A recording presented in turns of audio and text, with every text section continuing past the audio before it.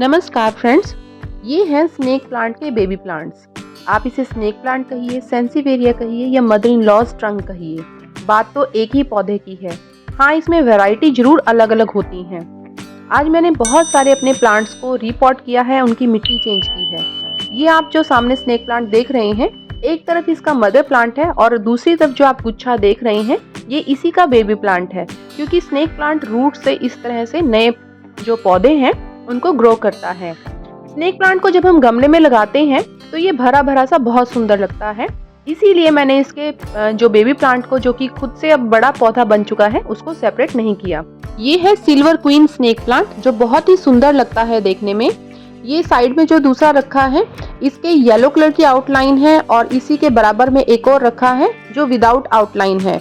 तो snake plant बहुत सारी वैरायटी में है। ये सभी लॉन्ग वैरायटी है और ये है ड्वार्फ वैरायटी। स्नेक प्लांट की ड्वार्फ वैरायटी को आप एक छोटे से कंटेनर में भी इजीली ग्रो कर सकते हैं। और इसकी खास बात ये है कि ड्वार्फ वैरायटी जो है, इसके बेबी प्लांट बहुत जल्दी ग्रो करते हैं। अगर आपके पास एक छोटा ड्वार्फ जो प्लांट है स्नेक प्लांट का, तो आप देखेंगे कुछ ही दिनों में इसके बहुत सारे जो बेबी प्लांट है वो प्रोड्यूस हो चुके हैं। मेरे पास भी एक ही प्लांट था और अब बहुत सारे इसके प्लांट्स मेरे पास हैं। वैरायटी चाहे लॉन्ग हो या ड्वार्फ हो, पर स्नेक प्लांट आपको घर में जरूर लगाना चाहिए, क्योंकि बेस्ट एयर प्यूरिफाइंग प्लांट है। ये 24 घंटे ऑक्सीजन को रिलीज करता है। और अगर आपने इंडोर रखा हुआ है तो जिस भी कमरे में आपने इसे रखा हुआ है, उस कमरे की हवा में जो भी टॉक्सिन्स हैं, हार्मफुल टॉक्सिन्स, उनको इसकी पत्तियां एब्जॉर्ब कर लेती हैं, यानी कि हवा को शुद्ध करता है ये पौधा। इसलिए इसे इंडोर भी काफी रखा जाता है। वैसे तो इसे लगभग 5 घंटे की जो इनडायरेक्ट सनलाइट की जरूरत होती है, लेकिन ये लो लाइट में भी इजीली चलता रहता है। बहुत ज्यादा इसको कोई प्रॉब्लम नहीं है, सरवाइव करता है आपका प्लांट। ये देखिए, आप इसमें देख सकते हैं ऑरेंज कलर की जो रूट्स हैं, और जो ये सफेद से रंग का आप देख रहे हैं, ये इसके न्यू शूट्स हैं, यानी कि यहाँ से इसका जो नया प्लांट है वो ग्रो होना शुरू हो गया है। और कुछ ही दिनों में यहाँ से पत्तियां ऊपर की साइड निकल आती हैं, और जब मिट्टी के बाहर वो निकल आती हैं तो आपको लगता है कि देखिए यहाँ पर नया पौधा अब ग्रो हो चुका है। तो इस तरह से इसका रूट से न्यू शूट्स निकलते हैं और उन्हीं से नए नए पौधे इसके बनते रहते हैं। ये इसकी ग्रोथ का, इसकी जो प्रोडक्शन का, नए प्लांट को प्रोड्यूस करने का इसका प्रोसेस रहता है। ये देखिए, आप इसमें जितनी भी आपको ये गांठें सी नजर आ रही हैं, ये सभी शूट्स हैं, यहाँ से इसका नया पौधा निकलेगा। ये देखिए, इस प्लांट में इस तरह से नई पत्तियां बाहर आ चुकी हैं, तो और भी नए नए पौधे इससे ग्रो होते रहेंगे। मैंने जब अपने प्लांट्स को रिपोर्ट किया तो सभी पौधों में, स्नेक प्लांट के जितने भी पौधे मेरे पास हैं, सभी में इसी तरह से न्यू शूट और न्यू प्लांट देखने को मिले हैं। और इसका जो बड़ा कारण है वो ये है कि मैंने एक भी प्लांट को इंडोर नहीं रखा हुआ। वैसे तो आप स्नेक प्लांट को बहुत आराम से इंडोर रख सकते हैं और लो लाइट में भी ये प्लांट अच्छे से सरवाइव करता है, चल जाता है।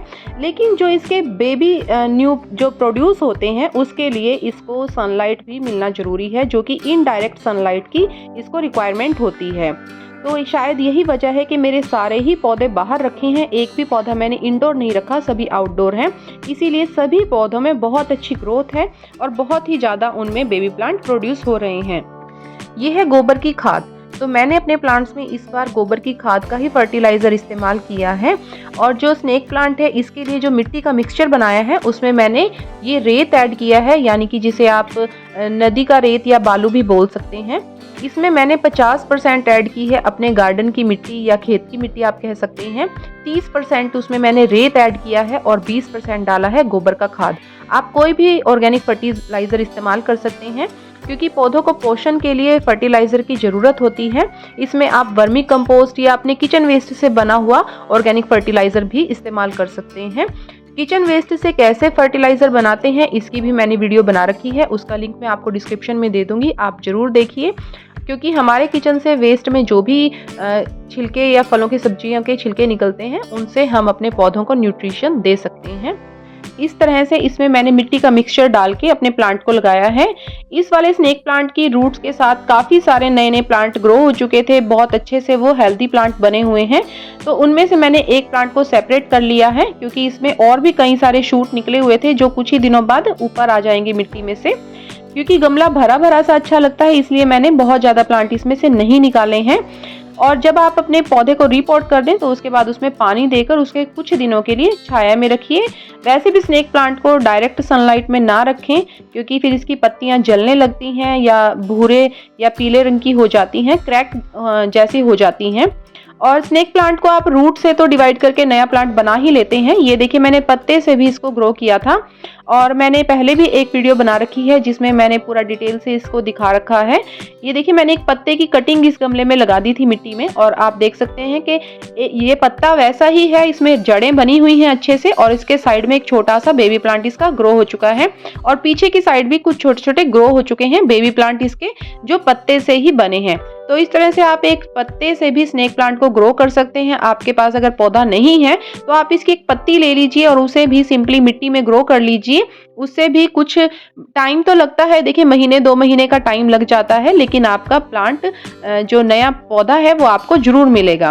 वैसे तो स्नेक प्लांट बहुत ही हार्डी प्लांट होता है, एक परमानेंट प्लांट होता है। ये एक बार आप लगा लीजिए और उसके बाद आप देखिए आपके पास ये बढ़ता ही रहेगा, लेकिन ये खराब भी हो जाता है अगर आप इसे ओवर वाटरिंग कर दें। इसीलिए इसकी मिट्टी का जो मिक्सचर है उसमें मैंने रेत को ऐड किया है, ताकि इसका जो पानी इसमें डालें वो फटाफट से ड्रेन आउट हो जाए।